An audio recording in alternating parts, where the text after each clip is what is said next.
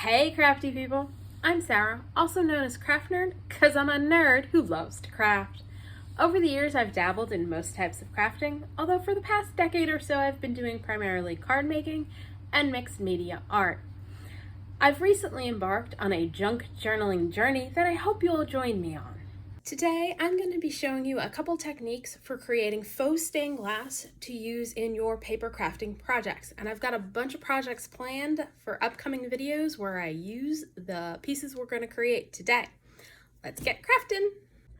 Okay, so first off, sorry that there's some glare, but we're working with acetate, so there's not a whole heck of a lot I can do about that because I need actual light to see by. So there's going to be some glare. And today's project was inspired by a printable I bought from Leanna Scraps on Etsy. I will leave a link down below. And the printable I bought was the stained glass golden leaves. She has a couple other stained glass printables, but that I don't have yet, emphasis on the yet, because they're absolutely gorgeous. After I got the printable, I started thinking about some ideas for utilizing the stained glass effect of the printable. So this is one of the two that I'm going to be working with.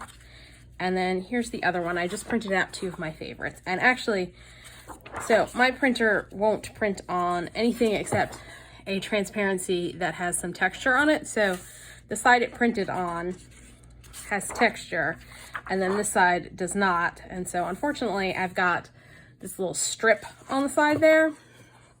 But so these are the two I'm planning on working on. And I've got a bunch of projects in mind for using the stained glass, but let's say you don't have stained glass styled printables. There are a couple ways you can create a faux stained glass effect for use in your craft projects. So I have cut down a transparency sheet to a bunch of 4 1/4 by 5 1/2 because I've got in mind a junk journal spread using the faux stained glass, card ideas, and a mixed media project. Today we're just going to work on creating our faux stained glass, and then we're going to come back and do some projects with it. All right, I don't know if you can see my acetate sheet, but for version 1 we're going to use alcohol inks to ink a background. So I'm just going to grab, because I am very much in an autumn color scheme mood. Okay, so I've grabbed Currant, red pepper, Terra Cotta, Cranberry, crimson, rust,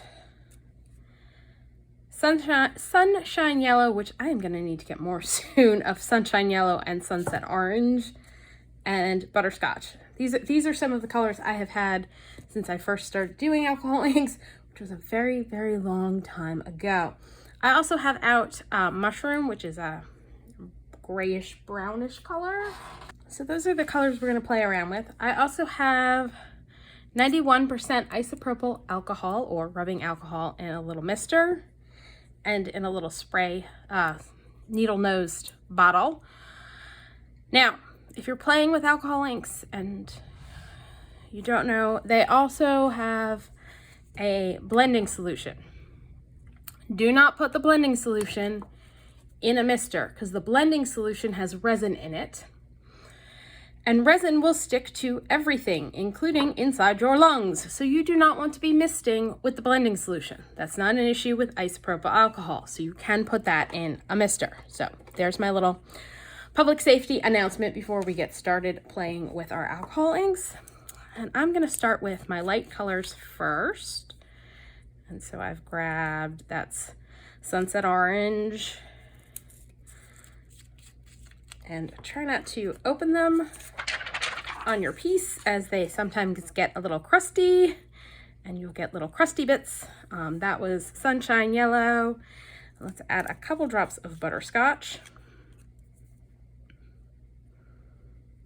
And then I'm going to add a little isopropyl alcohol to my thing just to get everybody moving. And we're just going to go to town adding color to our piece of acetate.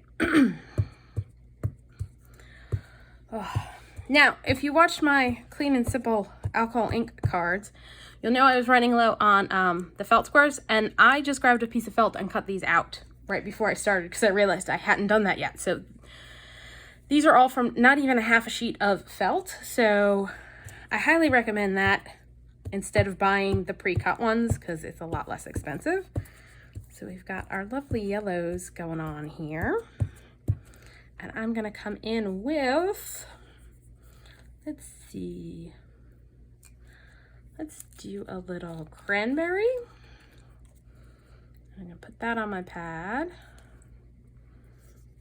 And add a little bit here and there.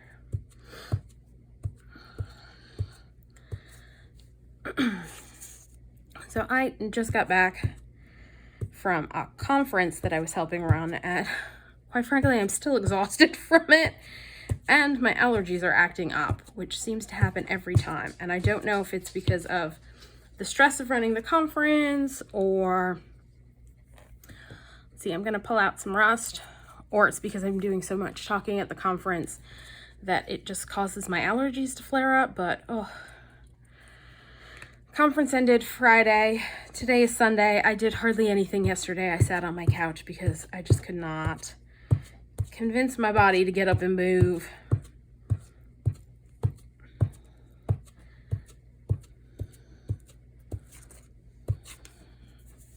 So I'm liking the fall colors of this. Let's see what happens if we do a little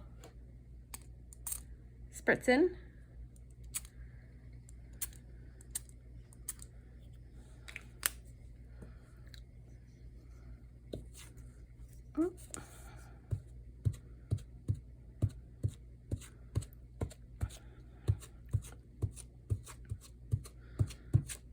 All right, I'm gonna set this aside for now, and we're gonna do a couple more just because why not? I've got the stuff out. I might as well make a few.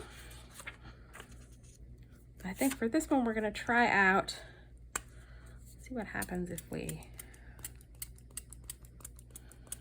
I think this may need to get refilled. So we're just gonna put a little alcohol on and then drip a few colors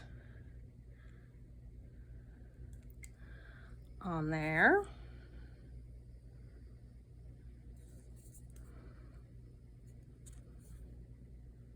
And I'm trying to drip them where I already have the alcohol. To add a little Terra Cotta.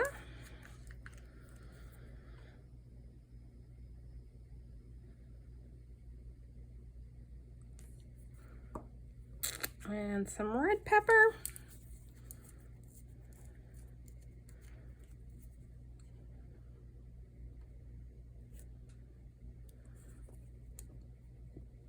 That's not what I wanted. I want to do a little bit more with that. And I'm grabbing my straw and I'm just going to blow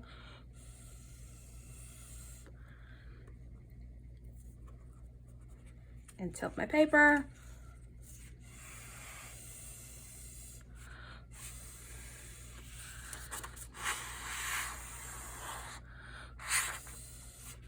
Am I on screen?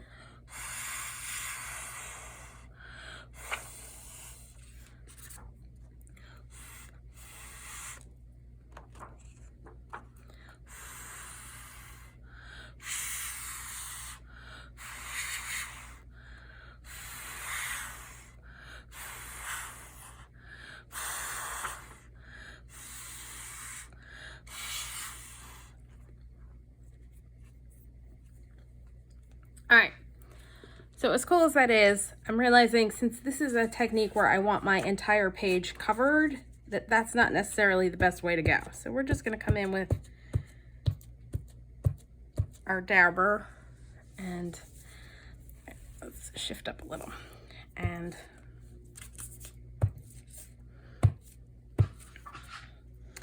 then I'm gonna go let a dog in because the dog wants in.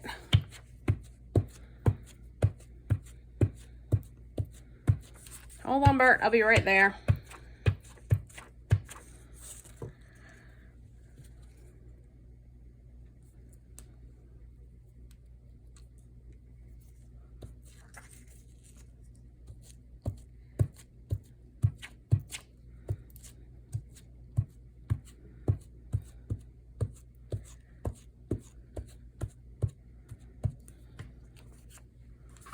Hold on, I'm coming.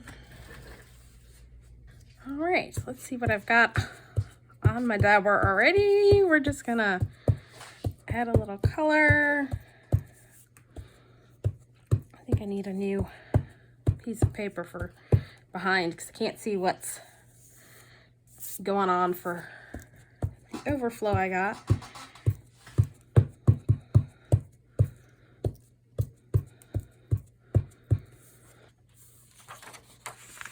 Alright. Ooh, I'm kind of liking the paler colors for this.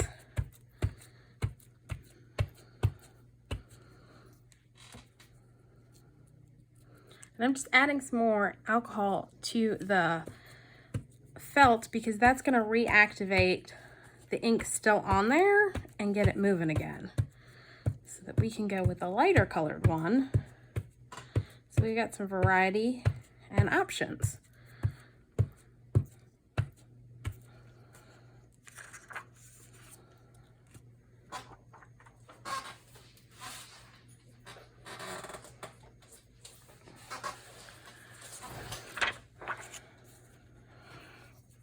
All right, I want to bring in some mushroom this time.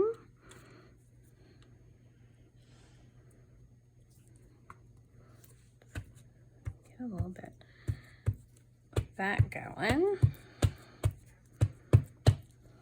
And then maybe let's try some crimson.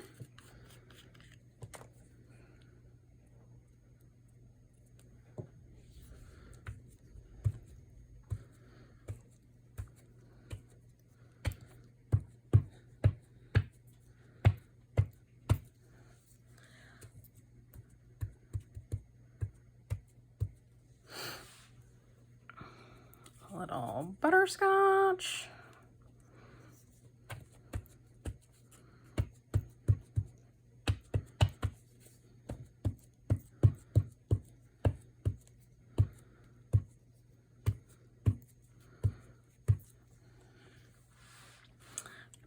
Put a little Terra Cotta on there.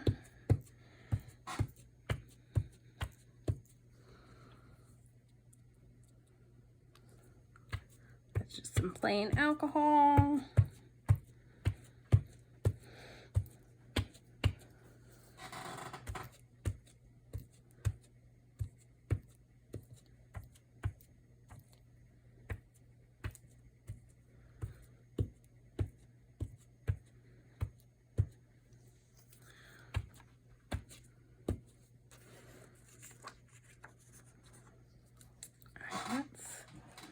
Let's see this against some fresh white and see.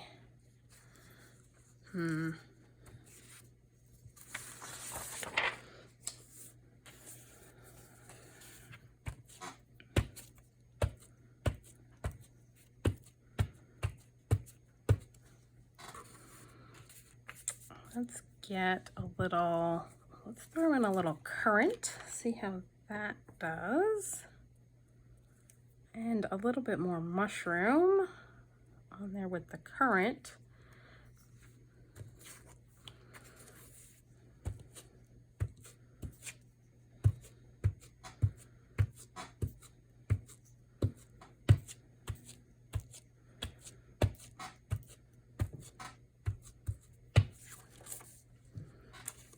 All right, we're gonna set that guy aside. Okay, so right now I'm working with what's on my sponge, which is a combination of, I think, raw. Now I've got some crimson, red pepper, rust, and probably the yellows on there too. And I'm just kind of twisting my applicator, and I'm gonna come back in with a little bit more ink here in a sec, and I'm gonna get us a fresh sheet of paper so you can maybe see what I'm doing. So it's creating semicircles going on there. All right, I think I'm gonna add some Terra Cotta and a little sunset orange to get some oranges going. And again, I'm just twisting it to get kind of a circular motion pattern going on.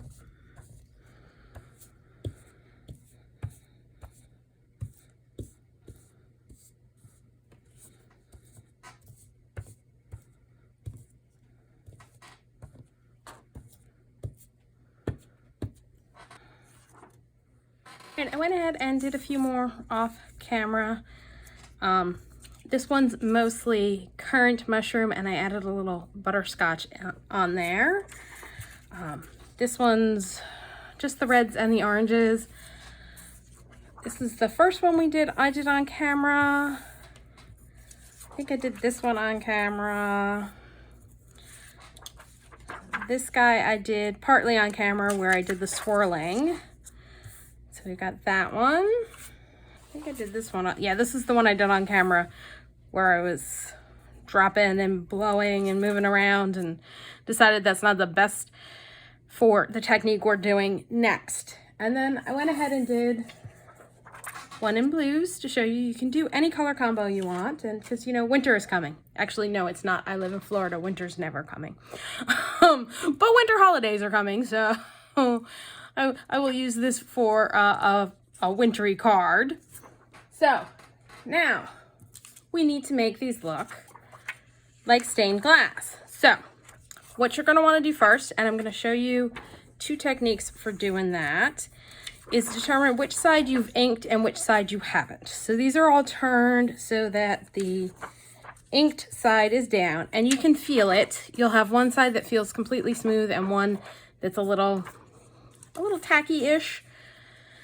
So you want the smooth side, the uninked side, up, because we are going to, in one version, grab a Sharpie and create our stained glass look on our piece. And for some of them, we are going to use stamps to do that, and StazOn ink in jet black. StazOn is a solvent ink. Sharpie permanent markers are a solvent ink. If you apply a solvent ink directly to an area that you have alcohol ink on, it's going to push the ink, right? Because when using alcohol ink, the ink will push the colors out. So you add alcohol, like if I were to turn this over and drop some alcohol right here, you'd see the ink move away from the alcohol. So if you add black pen on the side that you have the inking on, it's going to cause the inks to move away from where you're drawing, and it's going to create a hot mess. So you don't want to do that. So let's start with, say, that one. Move everybody else out of the way. This is a sketch I did last year for doing some watercolor cards, and I'm pretty sure I'll be able to mostly see it through, mostly because I don't trust myself to freehand stuff in permanent marker on my piece. So I'm just gonna go around, but you can do that. You can create a little template for yourself of your images that you want to use to create your stained glass window.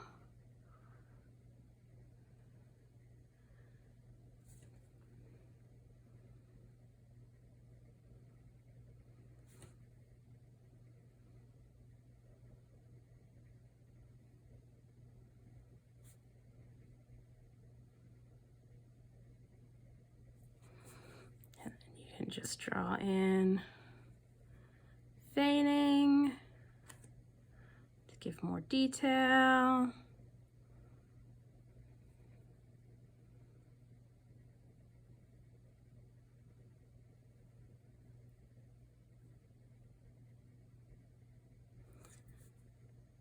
If your lines need to be a little thicker, you can do that.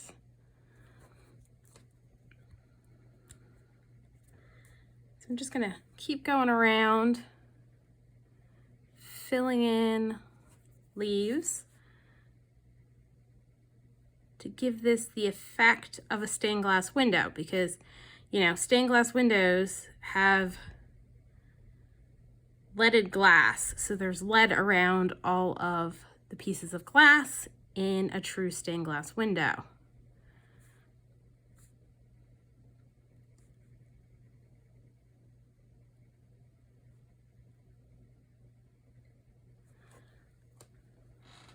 So that's what we're doing with the Sharpie, is creating that glass, the lead look for a stained glass window.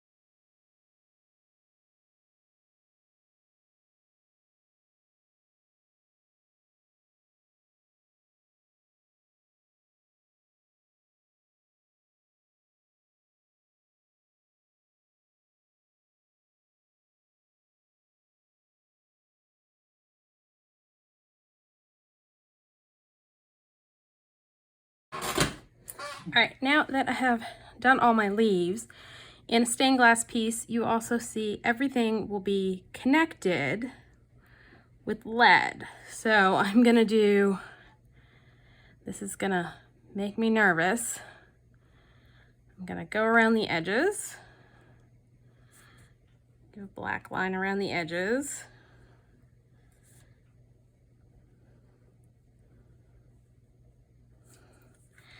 And then make sure we connect all the pieces as they would be in like a stained glass piece. So, that's green, yes. I'm just gonna go around and make sure the leaves connect to each other.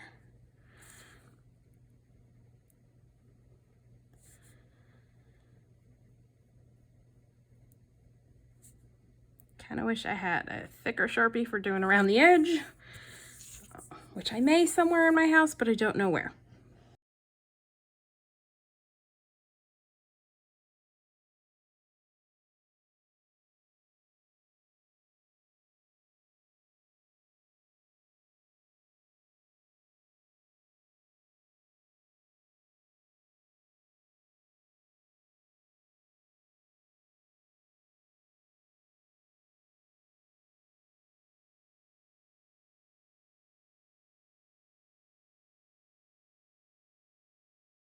All right, so I have now added stained glass lines connecting various spots to break it up so that it looks like it is a stained glass piece. And there's a few spots that could use a little darkening. So there is our first faux stained glass option. Now, you do not have to go quite so intricate. In fact, I think for this one, I'm gonna do a very quick and simple design to show you can go way simpler. Fingers crossed, because I'm just gonna wing this one.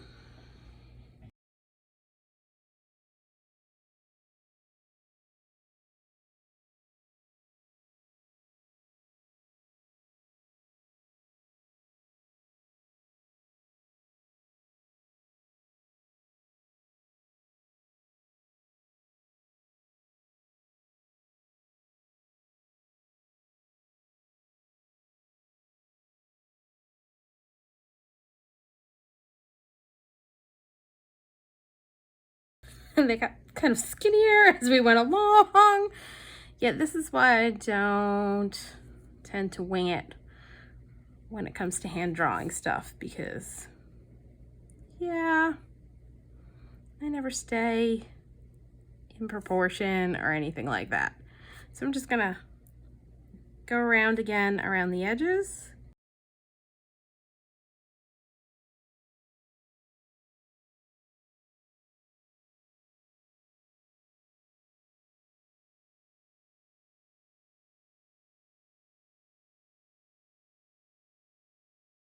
I'm thinking I should probably do some connecting.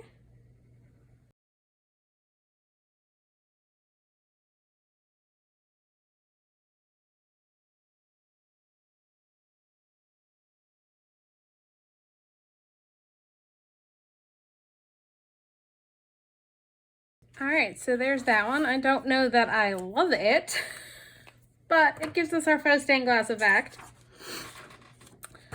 Now, we're gonna switch to stamping. I'm gonna take the foam mat out and put down this background.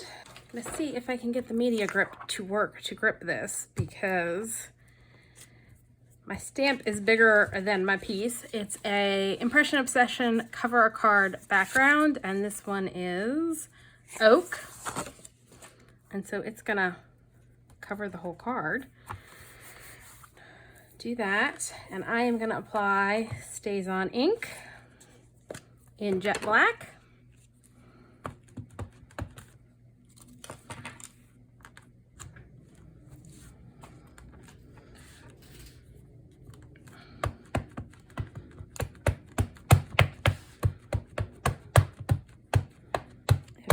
feeling I may need to re-ink my StazOn, but we shall see.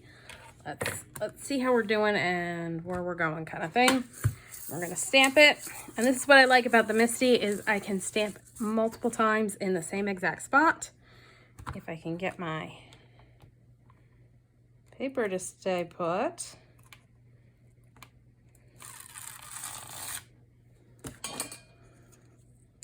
All right, fingers crossed. I have not just messed this up horribly, because that will make me very sad. Let me get some re-inker. It's been a little while since I've used my StazOn, mostly because I only ever use it when stamping on acetate, because I don't particularly like it otherwise.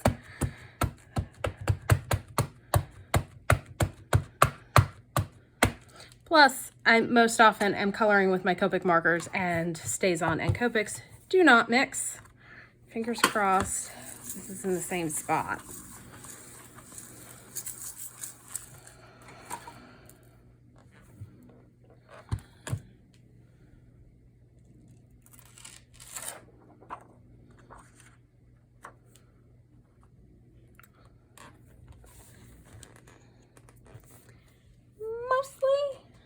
Mad at it. Would have been happier if it had stayed in place, but StazOn's a sticky ink. So there is our stamped background version. So I'll set that one aside. I think I want to do it again, but this time, let's first this time I'm going to use some temporary adhesive to hold my piece in place. Fingers crossed this will work better.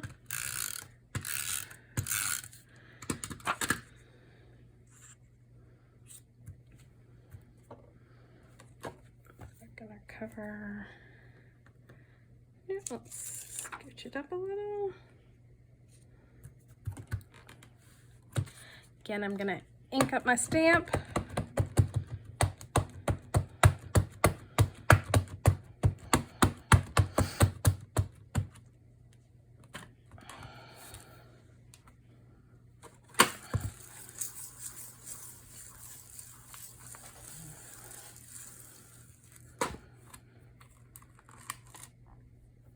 Well, that stayed in place, and I think it's stamped well enough that I'm just gonna peel that sucker up and set it here. Did a pretty good job. So there we go. I'm gonna set this aside to dry because StazOn, another reason why I'm not a big StazOn fan is because it needs a good amount of time to dry, or you're gonna smudge what you made. Okay, and our last way of creating faux stained glass is to use alcohol-based markers. And again, we're gonna combine it with stamping, and I'm taking that Impression Obsession stamp we used last time, the big background one, and I'm gonna stamp it on my transparency sheet. Now I will warn you, StazOn tends to be a sticky ink, so I've noticed the transparency likes to stick to the stamp, and I've tried adding some repositionable adhesive behind, and that doesn't seem to be helping much. I also added just a sheet of paper into my Misty to protect it from the ink from the stamping, since the stamp is bigger than the piece I'm stamping on.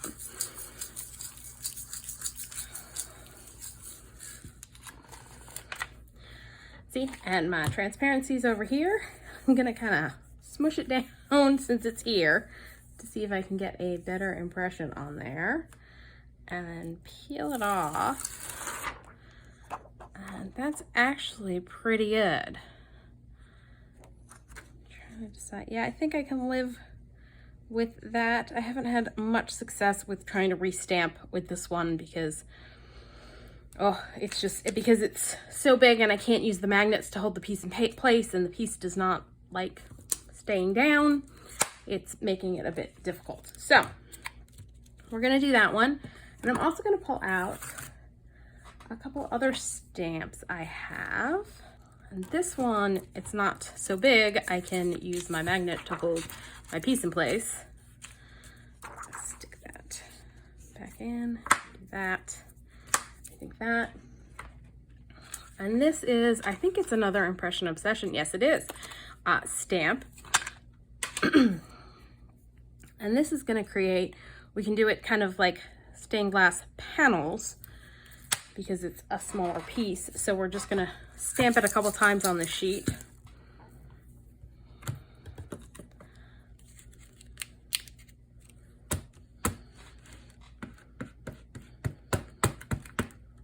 Nuts. This is one of those stamps that I've got on mounting foam that is not very sticky, and so I tend to have issues with it not staying on the block. So we're just gonna do that and hope we don't have to stamp again. So yeah, it pulled it out from under the magnets. The StazOn is so sticky. So I think hopefully, yeah, that's good. That is good. We're gonna do it one more time since we've got room on this so that we can create two little faux stained glass panels.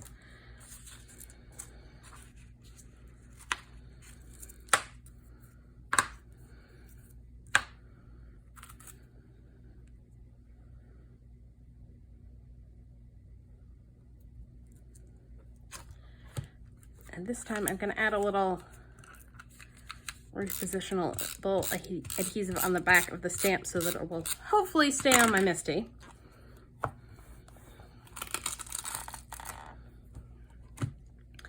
And this is why I don't tend to use StazOn all that often.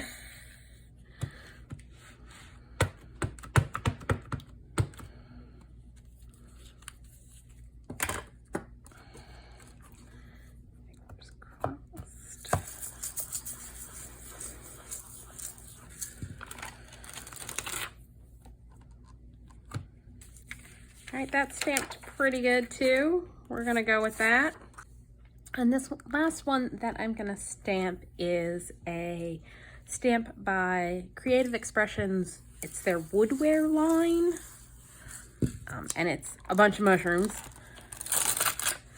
Boy, I'm just having all kinds of trouble with stickiness.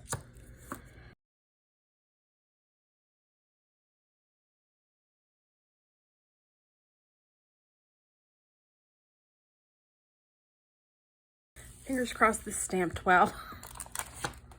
Because yeah, it's sticking to the stamp. All right.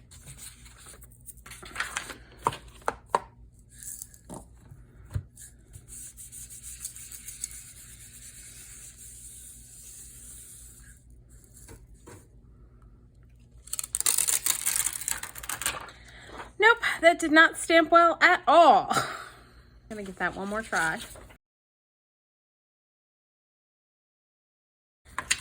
We're gonna try this. I'm gonna try sticking it down on the stamp and just using our hands to press it on. See if we can get a good impression.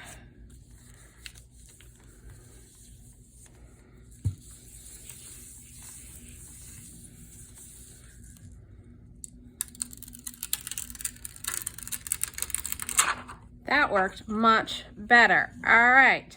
There we go. Next step is we are going to color these with alcohol-based markers. So let me get this stuff cleaned up and pull out my markers. Okay, so now again, you're going to want to color on the opposite side from where you stamped, because otherwise it's going to push the black ink around and it's going to make a mess. I'm like trying to figure out which way's the right way on this because it's not a perfect impression. This is the side I stamped on, so I'm gonna flip it over and color on the opposite side, and I'm putting it on this notepad not because it's gonna help with blending or anything like that, but it's just gonna help me be able to see what I'm working on. I'm using my Copic markers because I have them, so I might as well use them. You can use any kind of alcohol marker you like for this technique. You can even use colored Sharpies or Bic markers. Those should work as well. the one tip I am going to give you about coloring on acetate with alcohol markers, and actually I'm going to turn this so that the spiral's not in my way. You kind of want to be one and done with your coloring. And what do I mean by that? The more you go over a spot with the alcohol marker, the streakier it's going to end up looking. So you're better off applying a single layer of ink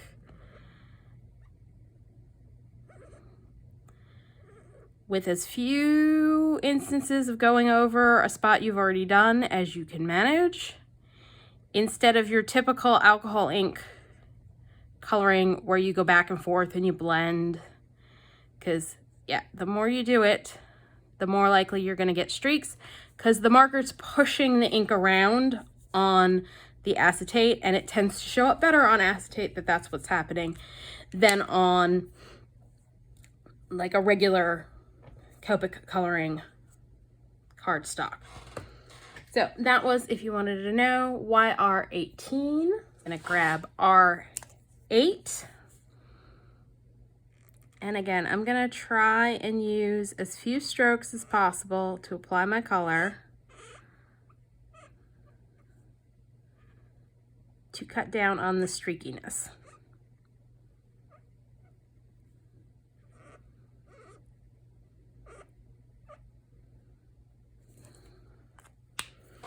I've got Y17.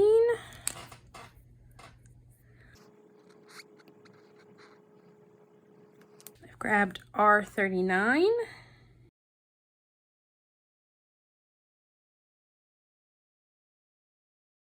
I've also grabbed E27, E23, E8, and YG95. My E27 I'm going to use for my acorn caps.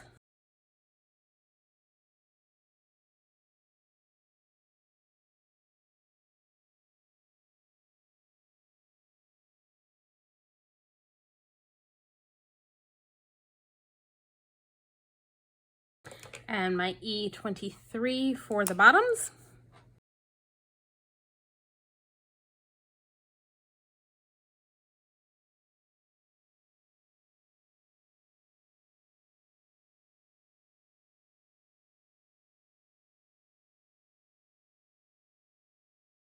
Use my YG95 on some of the leaves.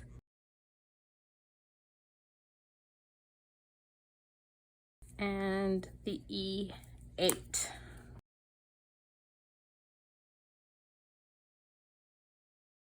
Now I'm just going to go around with the colors I've pulled out. And actually my YG95 is coming out very light. I think I'm going to grab a YG97 and use that instead. A bit better, there's more distinction between this and the yellow. And I'm just going to go around and color in the leaves, and I'll be back. Now that I've finished coloring the leaves, I'm going to give YG91 a go for coloring in the surrounding areas. It's not doing a whole heck of a lot.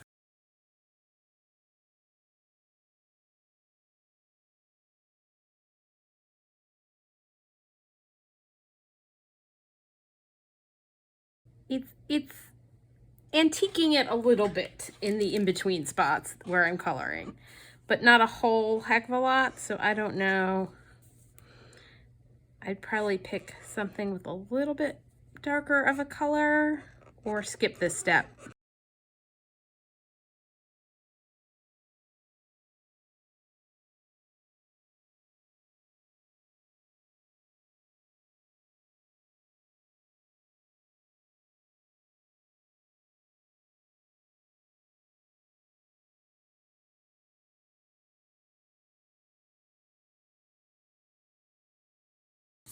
Okay, so there's what it looks like on a clean page. That guy is done.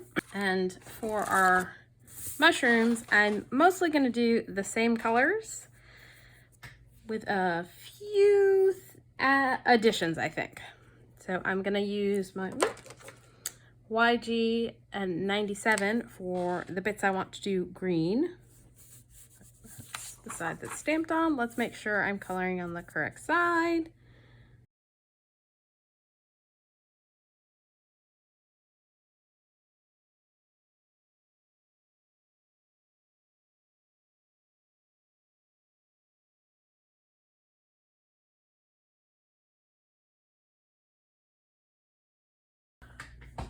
I'm grabbing R59 for all these little berries.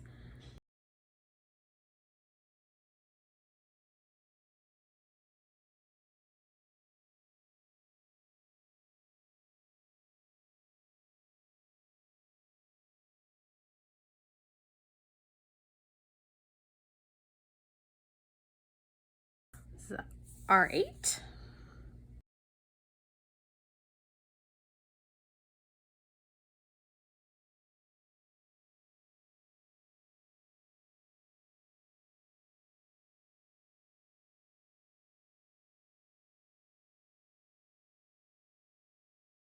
Now for those spots where I kind of went over the line with the marker, which normally if I was coloring on regular paper, I'd just go back in with a white pen to deal with it. I'm going to use the colorless blender to push the ink out of the spot I don't want.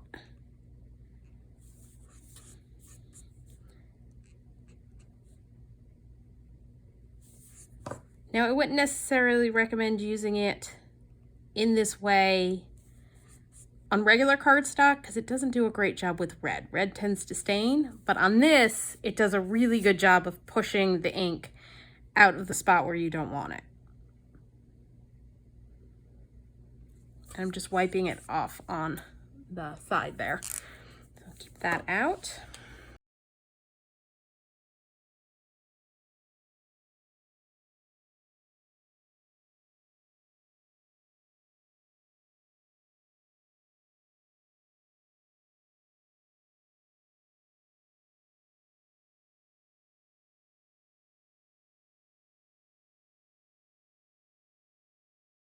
Gonna grab YR18.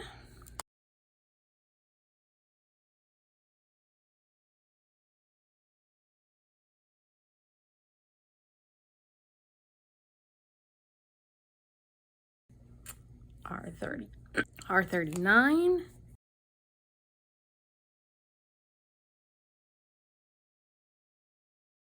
I'm just trying to figure out placement of the various colors so I don't have too many of the same colors right on top of each other.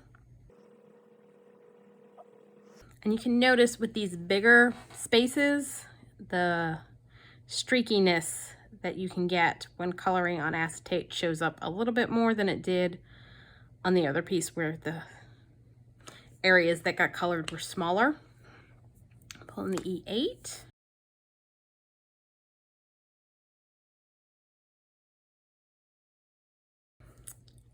R8.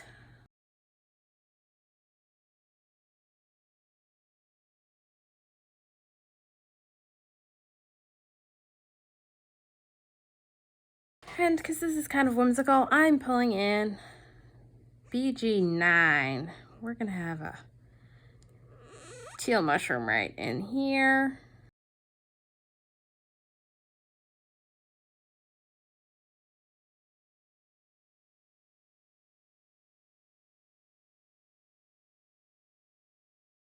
See, and you don't have to go back in right away and fix spots that got out of control. The blending solution's gonna push it because even once it's dry, on this you'll still be able to move it around with your colorless blender. I'm gonna grab the Y17 and do the center of my flowers.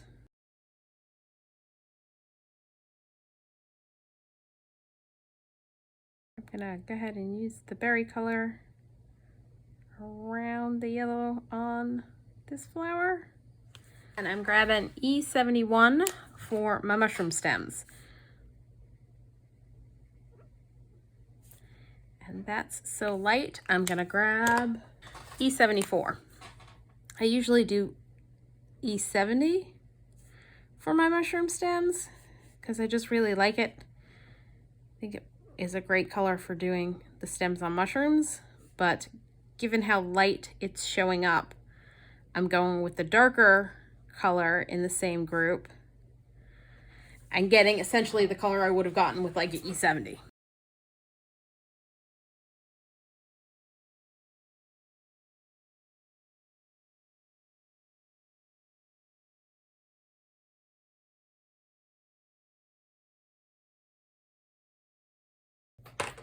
All right, I'm gonna add a little bit of green to the bottom.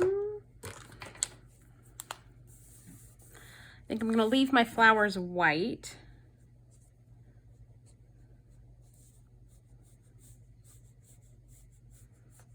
And I don't know that I'm gonna keep this section once the piece is done, but I figured that'll finish that off. And now for the background, I am gonna go blue.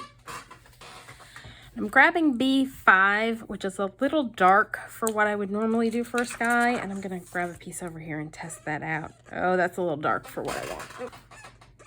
Yeah, B2 is gonna work. All right, and then I'm just gonna fill in all around with the B2.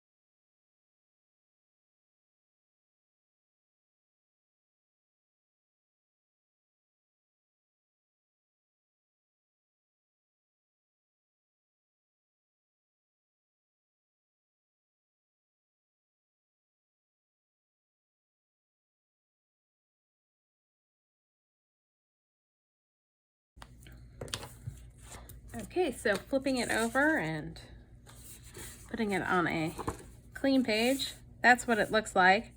Now, I don't love how streaky the background open space is, so I will probably end up trimming this down when I put it on a piece so that there's not quite so much of that streaky sky showing.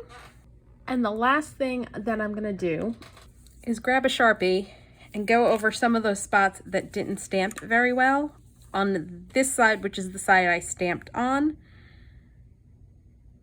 I should be able to go in and fill in those areas. Now, if you were stamping on ordinary paper, I would not recommend using a Sharpie to do something like this if you don't get a perfect image, but you could use a Copic multi-liner or some other pen.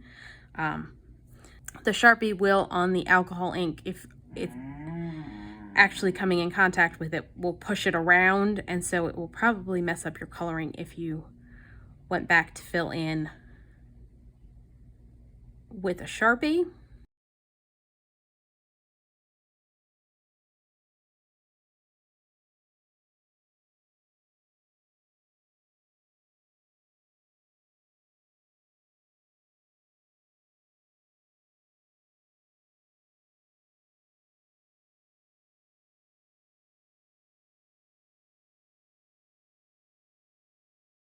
All right, there, that one is done.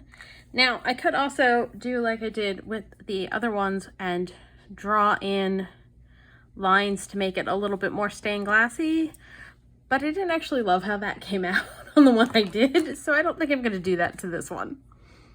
I went ahead off screen and finished coloring in that guy and one of these, because I stamped two of them. I think this was the one I finished off screen. So now we've got those, this one, and these that we used the Copic markers to color.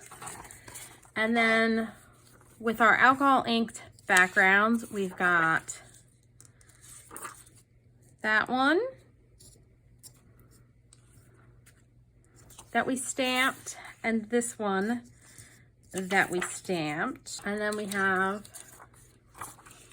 this one that we drew the leaves on, and this one we drew just kind of the odd geometric shape for.